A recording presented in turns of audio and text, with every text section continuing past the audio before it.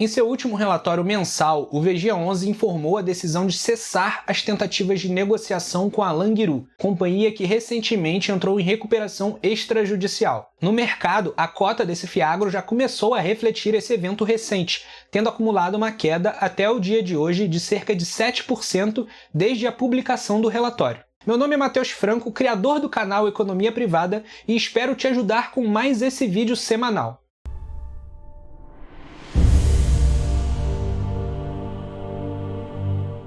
O VGA11 atualmente é o fiagro com maior volume de negociação na nossa bolsa de valores e também, muito provavelmente, o que tem o maior número de cotistas. Mas será mesmo que um fundo como esse deveria ocupar uma posição tão ilustre quanto essa? Esse é um dos muitos pontos que poderemos discutir hoje. Mas antes, vou te pedir para já deixar uma curtida no joinha aqui embaixo para ajudar um canal que está tentando crescer e já se inscreva para se juntar a todo mundo que já é inscrito aqui no melhor pequeno canal de finanças e investimentos do YouTube. Bem, se você já acompanha o canal, talvez esteja aqui por apreciar o conteúdo que eu venho trazendo semanalmente. E a você, meu muito obrigado. Mas se é a primeira vez que você assiste a um vídeo meu, talvez você seja um dos muitos cotistas do VGA11 tentando prever o que vai acontecer com o fundo daqui para frente. Será que ele se recupera? Será que vai cair mais? Será que eu aproveito essa queda e compro mais cotas? Será que eu vendo tudo? Se esse for o seu caso, eu não sou de fazer falsas promessas. Eu não vou conseguir te dizer exatamente o que vai acontecer com o VGA11.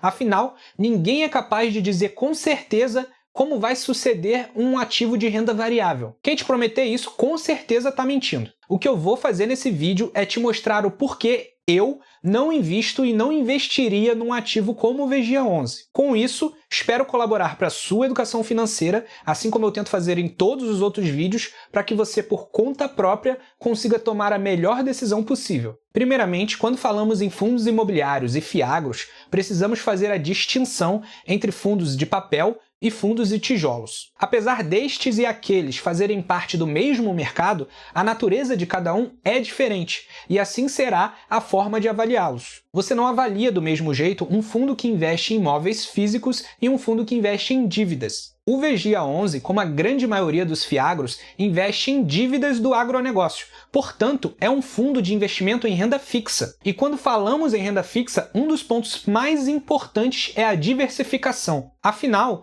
os títulos de renda fixa que um fiagro investe são os CRAs, investimentos que também estão disponíveis para o investidor pessoa física, como eu e você. Então, qual a grande diferença de comprar um CRA diretamente na sua corretora ou através de um fiagro como o VGA11? Tá, é verdade que os fundos, por terem muito capital, conseguem taxas um pouco melhores do que o investidor pessoa física, mas esse não é o ponto principal. Se eu, Matheus, investisse diretamente num CRA, precisaria dispor de cerca de R$1.000 para comprar um único investimento, ou precisaria de mais de R$5.000 para diversificar minha posição em 5 CRAs diferentes. O que o investidor de fundo imobiliário ou fiagro de papel consegue é, através de um ticket menor, de uma única cota de um determinado fundo, diversificar a sua posição em dezenas de CRIs ou CRAs. Compreende que o principal ponto aqui é utilizar o fundo como meio de melhorar a sua diversificação? Agora eu quero mostrar para vocês a parte do relatório mensal do VGA11 que mostra todos os CRAs que o fundo investe, e é ali para mim que está o principal problema.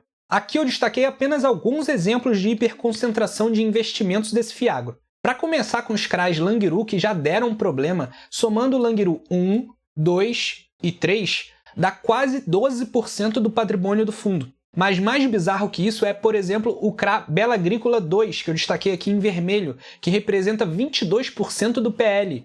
Você entende que naquele exemplo que eu dei de comprar diretamente 5 CRAs em qualquer corretora, se um desses CRAs der problema, eu perco 20% do meu patrimônio? Então, se o Bela Agrícola não pagar esse CRA, o fundo dá adeus a 22% do investimento dele. Cadê o benefício da diversificação? E esse não é nem o pior. Se você somar os 4 CRAs Fiagril que eu destaquei aqui em cinza, dá quase 32% do patrimônio do VGA11. Pensa só se a Fiagril entrasse em recuperação judicial igualzinho está acontecendo com a Langiru. Mas, Matheus, como é que um fundo tem tanto problema assim na concentração dos seus investimentos e ao mesmo tempo é tão popular entre os investidores? Por conta disso aqui, ó, Dividend Yield e cota base 10, mas principalmente Dividend Yield. Eu já comentei isso em outros vídeos. A esmagadora maioria dos investidores de fundos imobiliários só olha para Dividend Yield e nada mais. Pessoal, se um investimento em renda fixa entrega um rendimento recorrente tão significativo, é porque ele apresenta também um risco mais elevado.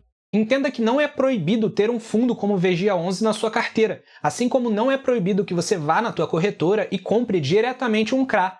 Mas você precisa saber, como investidor, que ambas essas opções são opções mais arriscadas e elas não deveriam representar uma grande parcela dos seus investimentos. Olha quantas pessoas perderam uma grana investindo muito mais do que deveriam em fundos mais arriscados como o DEVA11, HCTR11, fundos que dificilmente vão recuperar tão cedo os seus patamares anteriores. Previamente, eu comentei que não invisto em fundos concentrados como o VGA11, mas isso é uma política pessoal minha, eu acho muito arriscado. Se você quiser investir em fundos high yield, é óbvio que você é livre para fazer isso, buscar essa rentabilidade a mais, mas que eles representem uma porcentagem adequada do seu patrimônio. Hoje eu vou trazer também, só para efeito de comparação, o relatório de alguns fundos imobiliários que eu invisto e também do único fiagro que eu tenho em carteira, só para a gente poder ter uma ideia do que seria uma diversificação adequada. Iniciando com o PLCR11, um fundo high grade, bem diversificado, tudo nos conformes exatamente como eu gosto. Se você olhar o maior CRI da carteira do fundo, esse aqui da Reddor, ele representa menos que 5% do seu patrimônio líquido inteiro. E mesmo sendo um fundo super baixo risco, entrega atualmente mais que 13% ao ano de dividendos isentos de impostos. Isso porque o preço da cota aumentou bastante recentemente, o que a gente sabe que diminui o seu dividend yield.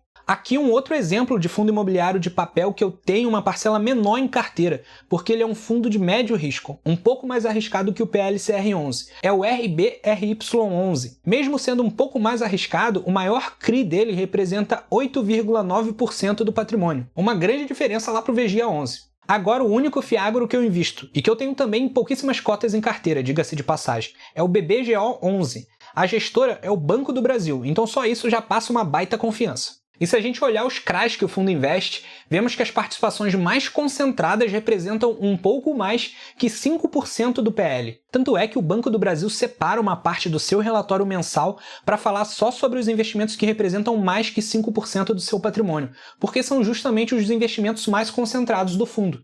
Amigos, recapitulando, é importantíssimo que vocês entendam que investimento em fundos imobiliários e fiagros de papel é investimento em renda fixa, apesar de serem ativos negociados em bolsa de valores. E quando vocês pensarem em renda fixa, pensem imediatamente em diversificação. Esse, de longe, vai ser o principal ponto para diminuir o risco de investimento. Agora que a gente deixou isso claro, comenta aqui embaixo qual que é a sua situação atual com o VGA11. Você é cotista? Está preocupado com essa queda recente? O que acha que vai acontecer? E se tiver ficado alguma dúvida também sobre o conteúdo do vídeo, pode deixar aqui embaixo nos comentários, que vai ser um prazer te responder. Muito obrigado por dedicar o seu tempo a assistir ao meu vídeo e até a próxima semana.